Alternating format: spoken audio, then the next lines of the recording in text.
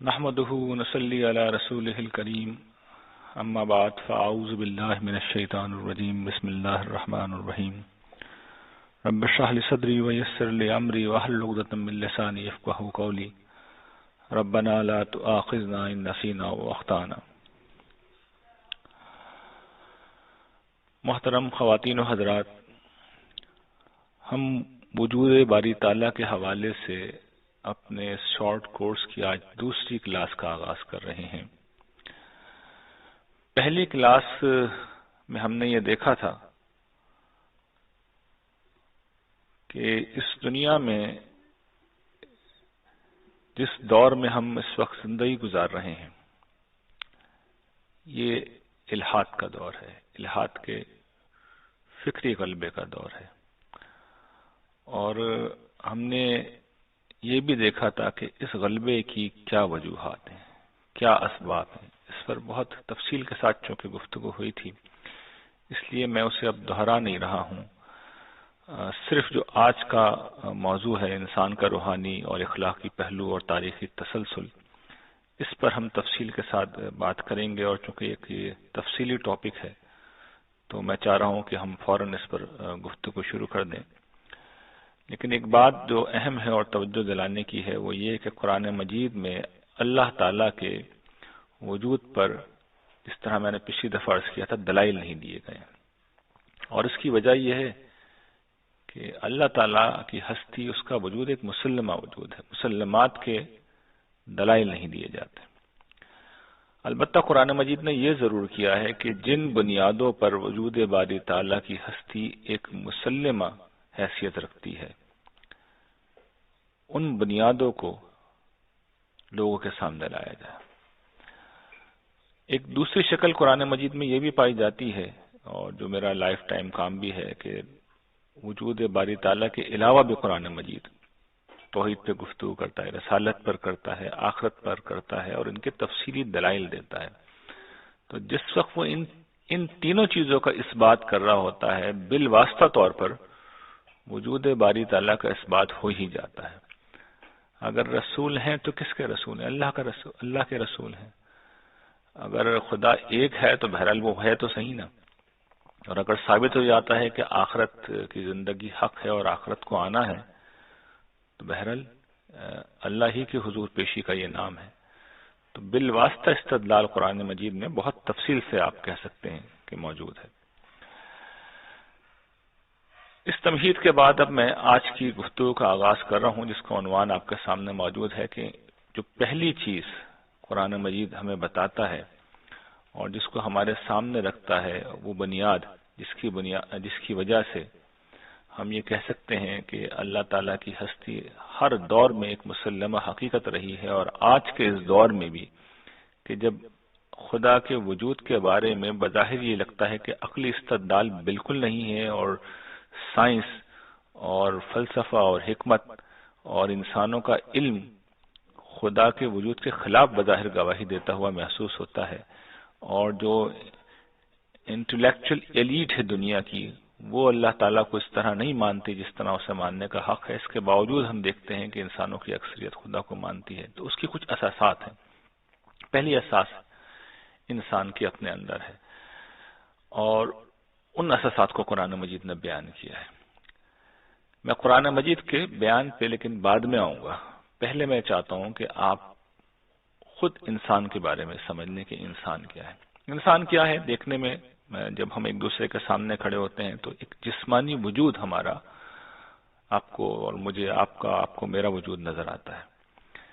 یہ وجود سرتاسر ایک حیوانی وجود ہے۔ انسان کے اندر وہ سارے حیوانی اعضاء اور قوا موجود ہیں جو کسی جانور میں ہو سکتے ہیں۔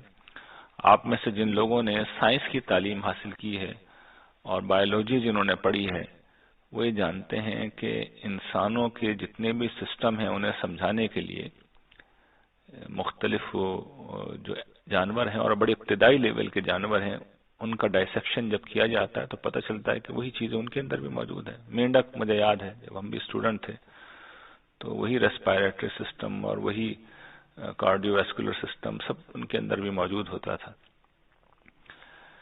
تو یہ انسانی وجود ہے جو ہمیں نظر آتا ہے. اس میں وہی کم و بیش جبلتیں ہیں جو حیوانوں میں پائی جاتی ہیں. بھوک لگتی ہے، پیاس لگتی ہے، انسان نسل بڑھاتا ہے، یہ سارے کام وہی ہیں جو اصلاً حیوانی وظائف ہیں.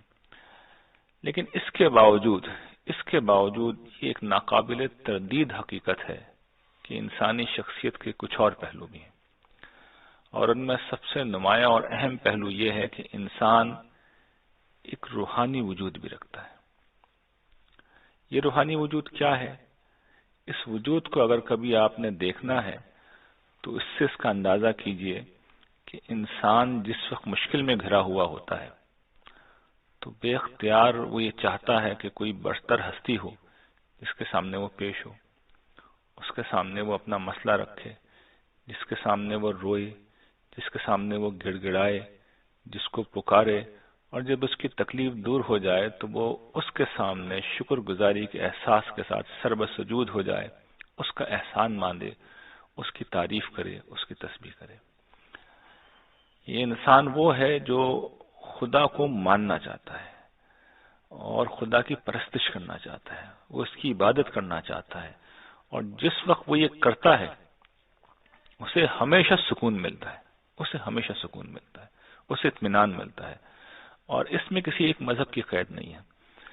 لوگ مذہب اسلام کو چھوڑ بھی دیں، دوسرے مذاہب میں چلے جائیں، خدا کے تصور کو چھوڑیے، مشرکانہ توہمات کو بھی چھوڑیے. میں یہ کہتا ہوں کہ بالکل ہی اگر آپ جو اساطیری داستانیں ہوتی ہیں اور یہ جو یونان کی دیومالائی داستانیں ہیں یا ہندوستان کی قدیم دیومالائی داستانیں جہاں خدا اس طرح نمایاں ہو کے نظر نہیں آتا گرچہ موجود ہے، وہاں پر بھی لوگ کچھ مراسم میں عبودیت ادا کرنا چاہتے ہیں، بندگی کے آداب بجا لانا چاہتے ہیں، وہ عبادت اور پرستش کرنا چاہتے ہیں. اور کیوں کرتے ہیں یہ سب کچھ؟ انہیں سکون ملتا ہے، انہیں اطمینان ملتا ہے، انہیں اچھا لگتا ہے. تو یہ اندر کی ایک ایسی ضرورت ہے جو انسانوں کو روحانی ہونے پر مجبور کرتی ہے. اور اگر ایک شخص خدا کو نہ بھی مانے تب بھی، جیسا کہ اینتھروپولوجسٹ بیان کرتے ہیں کہ بھئی کچھ نہ کچھ ارواح کو تو لوگ پکارتے تھے. یعنی یہ ضرورت تو ہے نا، آپ یہ کہہ سکتے ہیں کہ ضرورت کی تکمیل کے لیے راستہ غلط اختیار کر لیا، لیکن اس سے ضرورت کی نفی تو نہیں ہوتی نا. یہ ہے وہ چیز جس کی طرف میں توجہ دلا رہا ہوں کہ یہ کوئی خدا کو مانے نہ مانے، اس کو تو ماننے پہ مجبور ہے. لوگوں نے جتنا بھی کام کیا ہے انسانی تہذیب پر، تمدن پر، کلچر پر، وہ یہ ماننے پہ مجبور ہیں کہ ہر دور میں فوق الفطری قوتوں کو پکارنا انسانوں کی نفسیات کا حصہ رہا ہے. تو یہ پہلی چیز ہے جو انسان کا غیر مادی، غیر حیوانی پہلو ہے اور ناقابل تردید ہے، اس کی کوئی تردید نہیں کر سکتا. انسان کی ایک دوسری حیثیت اور بھی ہے، وہ یہ کہ انسان اپنے اندر ایک اخلاقی وجود رکھتا ہے. انسان خیر و شر کا ایک واضح تصور رکھتا ہے، اور یہ جانوروں سے بالکل ہٹ کر ہے، جانوروں سے بالکل جدا ہے، جانوروں سے بالکل ممتاز ہے، جانوروں سے بالکل ممیز ہے. یعنی جانوروں کے اندر اس طرح اخلاقی حس نہیں پائی جاتی. انسانوں کے اندر ایک اخلاقی حس، خیر و شر کا ایک پورا تصور پایا جاتا ہے. یہی وجہ ہے کہ آپ دیکھیے کہ لوگ مادی تقاضوں کے بالکل خلاف جا کر، یعنی ویسے تو پیسے کمائیں گے لیکن آپ دیکھیے کہ اتنے بڑے پیمانے پر فلنتھروپی کا کام ہوتا ہے. لوگ اللہ کی راہ میں خرچ کرتے ہیں، اللہ کی راہ میں خرچ نہ بھی کریں تو انسانیت کی فلاح و بہبود کے لیے خرچ کرتے ہیں. دوسروں کو دے کے خوش ہوتے ہیں، اطمینان قلب محسوس کرتے ہیں، انہیں اچھا لگتا ہے. وہ دوسروں کی عملاً مدد بھی کرتے ہیں، انہیں اچھا لگتا ہے. وہ دوسروں کے لیے ایثار بھی کرتے ہیں، انہیں اچھا لگتا ہے. وہ دوسروں کے اوپر احسان بھی کرتے ہیں، انہیں اچھا لگتا ہے. حتیٰ کہ وہ دوسروں کے لیے اپنی جان بھی دے دیتے ہیں اور انہیں اچھا لگتا ہے. تو یہ ایک دفعہ پھر انسانی شخصیت کا وہ پہلو ہے جو انسان کے حیوانی وجود سے بالکل بلند ہے، اس سے جدا ہے. اور آپ غور کیجئے تو یہ جبلی تقاضوں کے بالکل برخلاف ہے.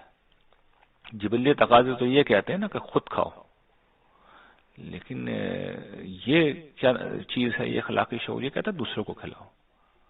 جبلی تقاضے یہ کہتے ہیں کہ اپنی ضرورت ہے، یہ وجود کہتا نہیں دوسروں کی ضرورت ہے. اور یہ جانوروں میں نہیں پایا جاتا. جانور ظاہر ہے کہ اس طرح اخلاقی شعور کے ساتھ زندگی نہیں گزارتے جس طرح انسان گزارتے ہیں. تو یہ بھی ایک ناقابل تردید حقیقت ہے انسانوں کے بارے میں. تیسری ایک اور ناقابل تردید حقیقت انسانوں کے حوالے سے یہ ہے کہ انسانوں میں ایک غیر معمولی عقلی استعداد پائی جاتی ہے. غور و فکر کی ایک صلاحیت ہے، تخیل اور تجزیے کی ایک صلاحیت ہے. اس کو عام طور پر ہم عقل کہتے ہیں. انسان سوچ سکتا ہے، انسان تفکر کر سکتا ہے، انسان چیزوں سے سیکھتا ہے، انسان پھر اس کے بعد تخلیق کرتا ہے اور ایک نئی دنیا بناتا چلا جاتا ہے. تو یہی وہ صلاحیت ہے جس کے ساتھ آپ یہ دیکھیے، جس کی وجہ سے آپ یہ دیکھیے کہ انسان جسمانی طور پر گرچہ باقی سارے حیوانات سے بہت پیچھے، ہر پہلو سے پیچھے ہے، لیکن کتنی عجیب بات ہے کہ ایک کمزور جسم کا انسان اس کو اس کا بادشاہ بنا ہوا ہے. وہ جہاں چاہتا ہے اپنی جگہ بنا لیتا ہے. سارے جاندار، سارے حیوانات پیچھے ہٹنے پہ مجبور ہیں. جانداروں کی اور حیوانات کی اگر انسانوں کی اس دنیا میں کوئی حیثیت ہے تو وہ یہ کہ انہیں انسان چڑیا گھروں کے اندر بند رکھتا ہے، انہیں دیکھ کے خوش ہوتا ہے. اور اب آج کل کی دنیا میں انوائرمنٹ کے تحفظ کے نام پر اس کے دل میں ان کی بڑی ہمدردی بھی ہو گئی ہے اور ان کا وہ خیال بھی رکھنے لگا ہے. لیکن انسان یہ گویا کہ اس حیثیت میں کر رہا ہے کہ بادشاہ وہی ہے، زمین اسی کی ہے، اور وہ اپنے اس جذبہ رحم کے ہاتھوں مجبور ہو گئے جو اس کے روحانی اور اخلاقی وجود سے پھوٹا ہے، وہ جانوروں پہ بھی احسان کرنے کی جگہ پہ آ گیا ہے. لیکن یہ جو عقلی استعداد ہے، آپ یہ دیکھیے کہ یہ دیگر جانوروں سے بالکل بلند ہے، بالکل جدا ہے، بالکل ممیز ہے. یہ بڑی غیر معمولی ہے. اسی طرح انسانوں کے اندر ایک اور چیز پائی جاتی ہے. انسانوں میں غیر معمولی ذوق جمال پایا جاتا ہے. یعنی انسان جب گھر بناتے ہیں تو وہ ٹھیک ہے، ضرورت پڑنے پہ وہ غاروں میں بھی رہتے ہیں اور رہے ہیں، لیکن جب انہیں موقع ملتا ہے تو وہ گھر کے اندر اس طرح کی خوبصورتی پیدا کرتے ہیں کہ غاروں کا رہنے والا پھر آپ دیکھتے ہیں کہ محلوں کو آباد کرتا ہے. انسان لباس پہنتا ہے، انسان گھر کو آراستہ کرتا ہے. انسان آپ دیکھیے کہ جب خارج میں معاملہ کرتا ہے تو ایک بکری کے لیے، ایک بھیڑ کے لیے پھول ہوتا ہے اور وہ پھول صرف چڑھنے کے لیے ہوتا ہے. لیکن انسان کے لیے پھول کچھ اور ہوتا ہے. وہ عالم نباتات کی کوئی شے نہیں ہوتی، وہ اس کے ذوق و جمال کی تسکین ہوتی ہے.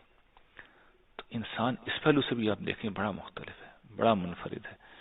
تو یہ وہ ساری چیزیں ہیں کہ یہ جو لوگ خدا کو نہیں بھی مانتے، خدا کے منکر ہے، یہ جس نظریے کی بنیاد پر اس دور میں سب سے بڑھ کر خدا کا انکار کرتے ہیں وہ ڈارونزم ہے، ایوولوشن کا، ارتقاء کا نظریہ ہے. لیکن آپ یہ دیکھیے کہ یہ جو نظریہ ہے اس بات کی توجیہ کرنے سے قطعاً عاجز ہے کہ انسان محض ایک حیوان سے بڑھ کر یہ صلاحیتیں اپنے وجود میں کیسے لیے ہوئے.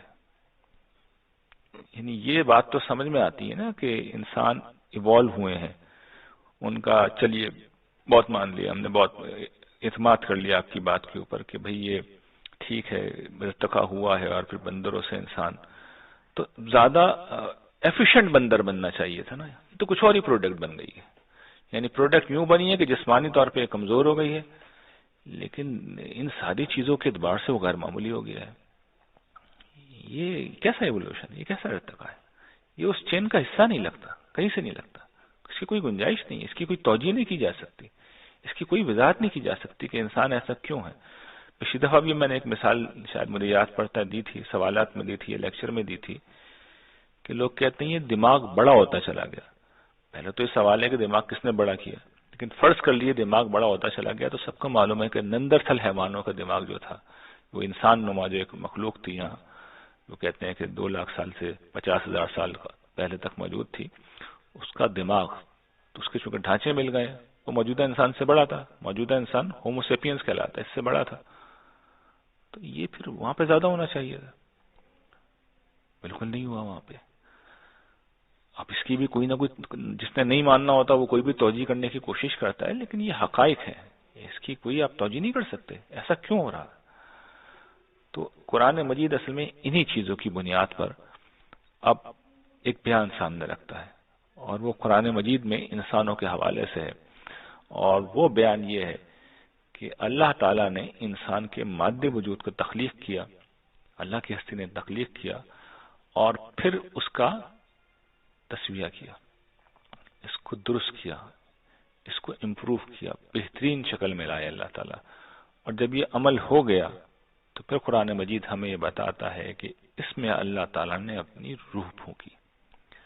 اب یہ روح کیا تھی ہم نہیں جانتے، یہ متشابہات کی نوعیت کی چیزیں ہیں، لیکن اس میں جو قابل توجہ بات ہے کہ اپنی روح، ہر جگہ اللہ تعالیٰ نے ایک سے زیادہ مقامات پہ یہ بات کہی ہے، ہر جگہ الفاظ یہی ہیں، اپنی روح میں سے، اپنی روح میں سے.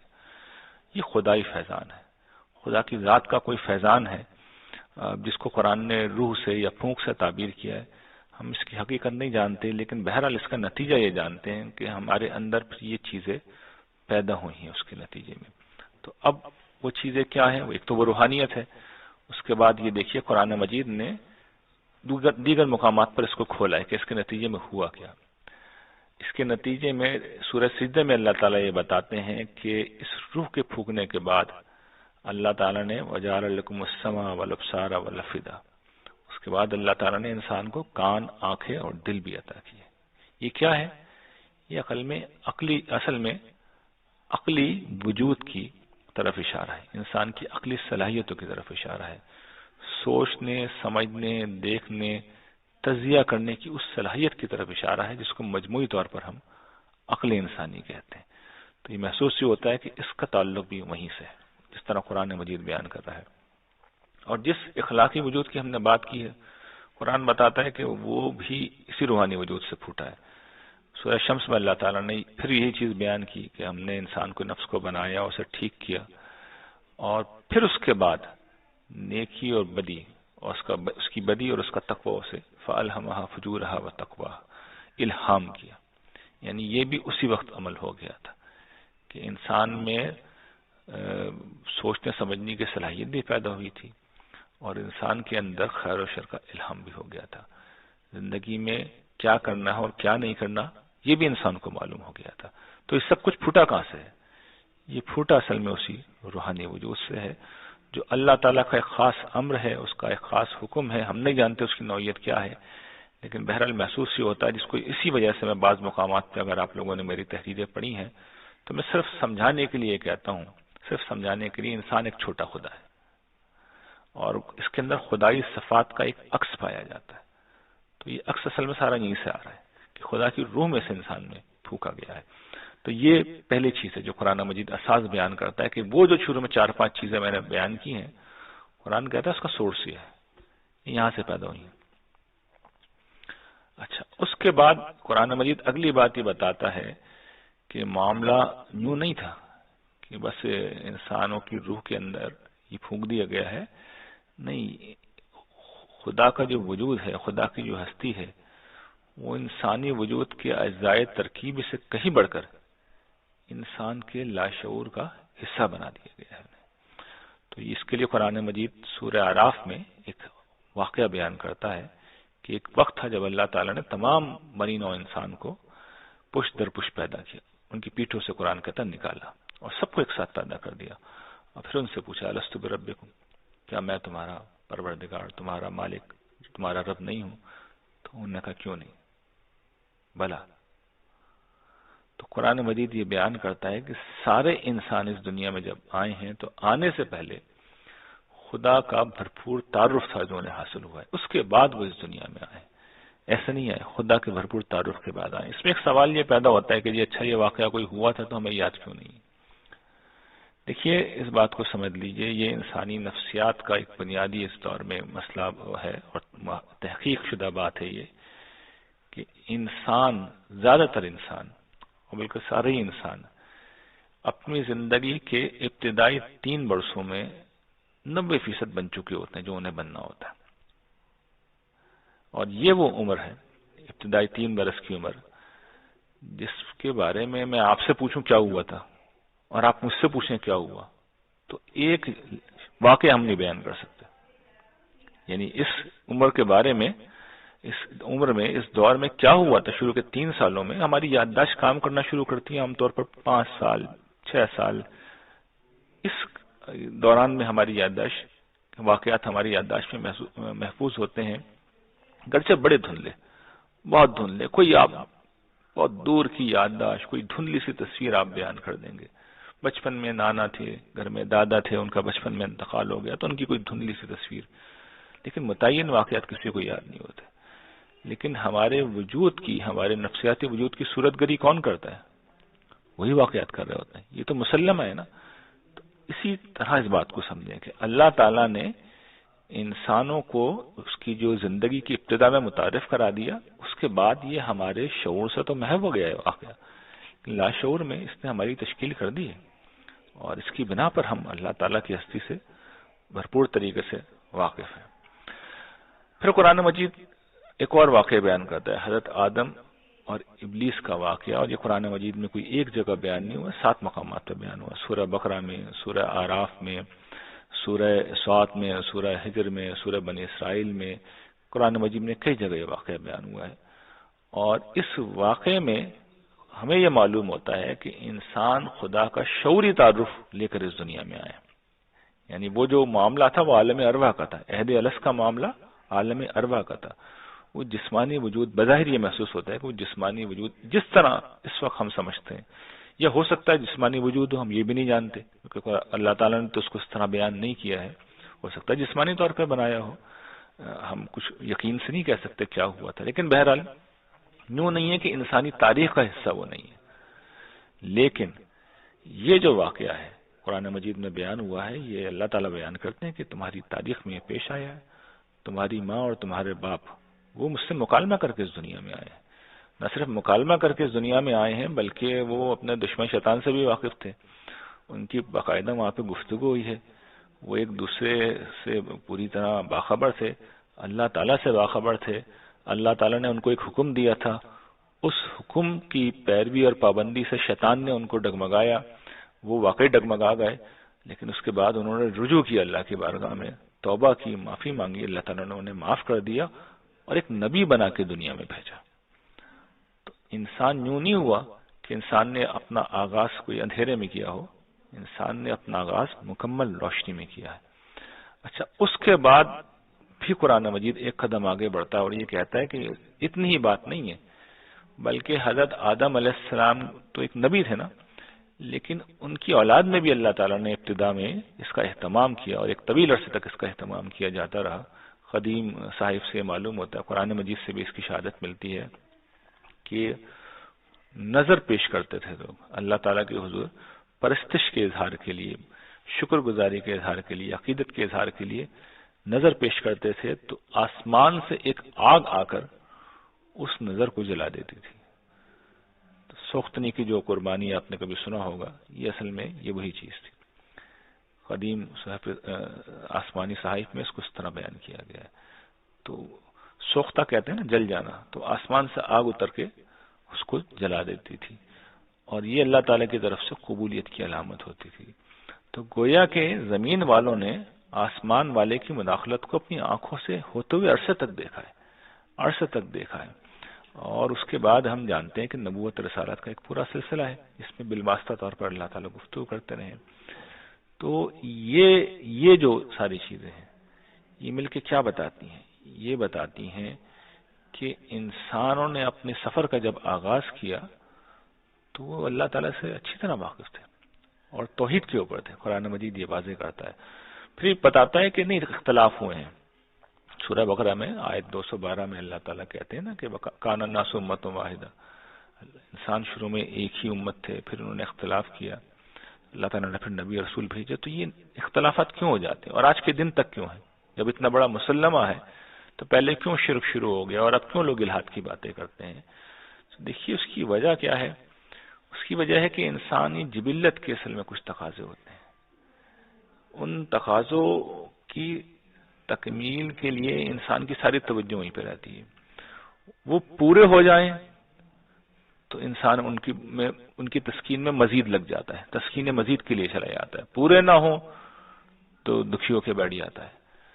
تو وہ اپنے روحانی تقاضوں کے پیچھے ذرا کم تر جاتا ہے. اس کے روحانی تقاضے اپنا جو اظہار ہے بہت دھیمی انداز میں کرتے ہیں. یعنی سانس کی ہمیں فوراً ضرورت ہے، پیاس ہمیں 2-4 گھنٹے میں لگ جائے گی، کھانا ہمیں ایک پہر کے بعد بھوک لگنے لگے گی، نیند دن کے بعد آئے گی ہمیں، شادی کی خواہش ہمیں جوانی میں پہنچ کے ہوگی، لیکن آپ خدا کو نہ ماننے کا فیصلہ کر لیں اور عزم کر لیں تو آپ اطمینان سے اس تقاضے کا گلا گھونٹ دیں گے۔ یعنی یہ اثر جب کرتا ہے اپنا تو مجموعی طور پہ کرتا ہے۔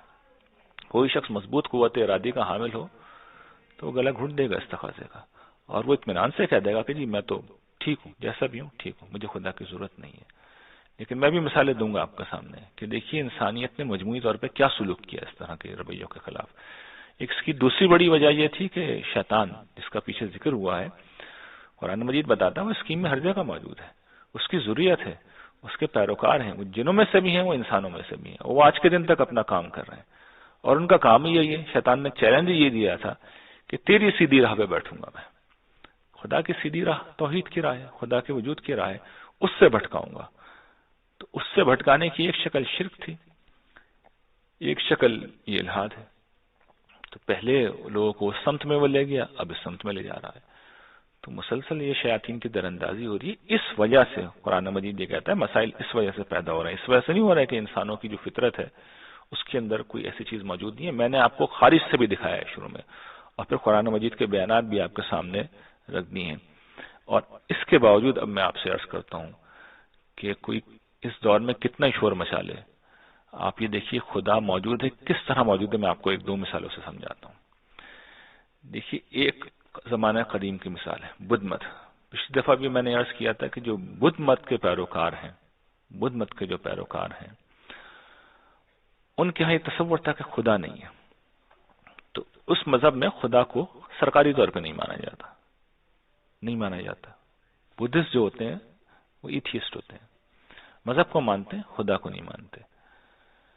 لیکن آپ جانتے ہیں معاملہ انہوں نے اس وقت کیا کر رکھا ہے؟ انہوں نے گوتم بدھ کو خدا کے مقام پہ پہنچا دیا۔ آپ کبھی چکر لگائیے فار ایسٹ ایشیا کا تو آپ دیکھیں گے ہر جگہ گوتم بدھ کی بادشاہی ہے، انہی کے مجسمے آپ کو ہر جگہ نظر آ رہے ہوتے ہیں۔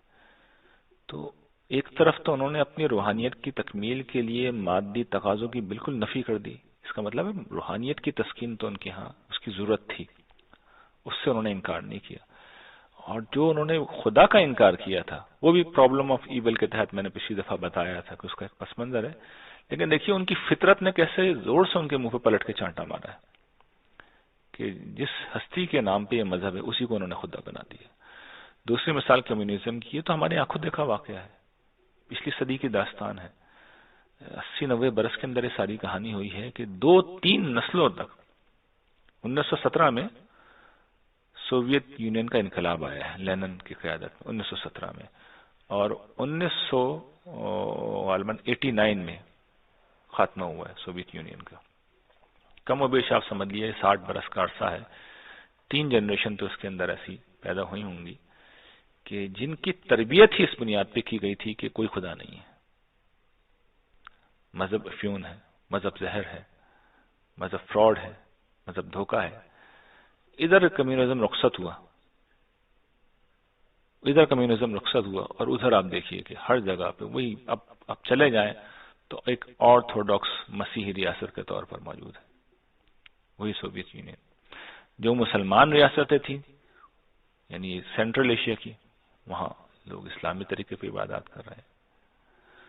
تو خدا کو جبر کر کے نہ فکری طور پہ آپ نکال سکتے ہیں، گوتم بدھ نے فکری طور پر نکالنے کی کوشش کی، عقلی مقدمہ قائم کر کے نکالنے کی کوشش کی، اور سوویت یونین نے عقلی مقدمے کے ساتھ جبر بھی جمع کر دیا۔ لیکن یہ 2 مثالیں آپ کے سامنے ٹوٹل فیلئر ہے، ٹوٹل فیلئر ہے۔ تو قرآن مجید یہ بتاتا ہے فیلئر کیوں ہوا ہے۔ یہ اس لیے ہوا ہے کہ تمہیں ضرورت ہے پانی کی، پانی پینے کے بجائے اگر تم پیٹرول پینا شروع کر دو تو تمہاری فطرت اسے قبول نہیں کرے گی۔ تو پیٹرول پینے سے تو فوری طور پہ ہی انسان کو پرابلم ہو جاتا ہے، لیکن روحانی تقاضے میں نے عرض کیا تھا کہ نسبتاً دھیمے ہوتے ہیں، تو یہ کچھ دیر میں بغاوت کرتے ہیں، اور یہ اجتماعی طور پہ بغاوت کرتے ہیں۔ تو یہ اجتماعی طور پہ جس وقت اپنی طلب پوری کرتے ہیں تو آپ دیکھیے یہی کچھ ہوتا ہے۔ اچھا یہ میں آپ کو بتا دوں کہ 19ویں صدی میں کم و بیش پورے یورپ کی یہی حالت تھی، وہ بھی خدا کا انکار کر چکے تھے، گاڈ از ڈیڈ یہ نعرہ لگایا گیا تھا، اور ڈارونزم کے بعد تو کوئی گنجائش ہی نہیں تھی۔ لیکن وہی یورپ ہے، آپ دیکھ لیجئے کہ اب وہاں پر مذہب پہ کوئی پابندی نہیں ہے، اور لوگ بہرحال یعنی ایسا تو نہیں ہے کہ سبھی لوگ مذہب پہ عمل کرتے ہیں، لیکن بہرحال بڑی تعداد میں لوگ ہیں جو مذہب کے ماننے والے موجود ہیں۔ تو خلاصہ آج کی گفتگو کا یہ ہوا کہ خدا موجود ہے، ایک مسلمے کے طور پہ موجود ہے، انسان کی اپنی ہستی بتا رہی ہے کہ وہ جس طور پہ اس دنیا میں آیا ہے وہ جانوروں کے اس ارتقا سے بن نہیں سکتا ویسا انسان۔ تو جہاں سے یہ سوال پیدا ہوتا ہے کہ یہ انسان کا روحانی وجود، انسان کا شعوری وجود، انسان کا عقلی وجود، انسان کا اخلاقی وجود، انسان کا ذوق جمال کہاں سے آیا، قرآن مجید آتا ہے اور بتاتا ہے یہاں سے آیا، یہاں سے آیا، یہاں سے آیا، یہ نفخ روح کے عمل میں آیا ہے۔ اسی سے انسان کے اندر اخلاق الہام ہوا، خیر و شر کا شعور الہام ہوا، اسی سے انسان کے اندر عقلی استعداد پیدا ہوئی، اسی سے انسان کے اندر ذوق جمال پیدا ہوا۔ تو یہ کچھ گزارشات تھیں جو اس حوالے سے میں نے آپ کی خدمت میں رکھی ہیں۔ اس میں بس ایک چیز مجھے توجہ دلانے کی تھی، اس لیے کہ جب سوال جواب کا سیشن ہوتا ہے تو بہت سے احباب رخصت ہو جاتے ہیں، چلے جاتے ہیں، لیکن میں چاہ رہا ہوں کہ یہ بات ان کی خدمت میں بھی رکھ دوں کہ دیکھیے یہ آپ نے دلائل پڑھنے شروع کیے ہیں، آپ جب پڑھتے جائیں گے تو آپ کا اعتماد دین پر بڑھتا چلا جائے گا۔ ابھی تو آغاز ہے، ابھی تو بہت ہلکی بات ہے، آہستہ آہستہ آپ دیکھیے گا کہ استدلال کتنا مضبوط ہوتا چلا جاتا ہے قرآن مجید کا، اور ایک وقت آتا ہے کہ وہ آپ کو بالکل لاجواب کر دے گا، آپ انکار کر ہی نہیں سکتے۔ ایمپیریکل ایویڈنس، بالکل جو عملی تجربات ہیں وہ آپ کے سامنے رکھ دے گا۔ جس طریقے سے ایک لیبارٹری ہوتی ہے، اس میں آپ بتا سکتے ہیں تجزیہ کر کے کہ پانی جو ہے وہ ہائیڈروجن کے 2 ایٹموں اور آکسیجن کے 1 ایٹم پر مشتمل ہے، اسی طرح اللہ تعالیٰ اسٹیبلش کر دیں گے۔ اس سے ایمان تو مضبوط ہوتا ہے اور ہونا چاہیے، لیکن اس سے ہمیں ذمہ داری کا احساس بھی بڑھنا چاہیے، ذمہ داری کا احساس بھی بڑھنا چاہیے۔ اور یہ ذمہ داری کا احساس کیا ہے کہ دیکھیے ہمیں اس دور کے خلاف لڑنا ہے، یعنی یہ ہمارا کام ہے، یہ ہمیں کرنا ہوگا، اس لیے کہ یہ غیر معمولی علم ہے قرآن مجید کا جو ہم سیکھ رہے ہیں۔ تو ہم جب یہ سیکھ رہے ہیں تو ہمیں پھر اس جنگ کے مجاہد بننا ہوگا اور اس دعوت کو دوسرے انسانوں تک پہنچانا ہوگا۔ وآخر دعوانا ان الحمدللہ رب العالمین۔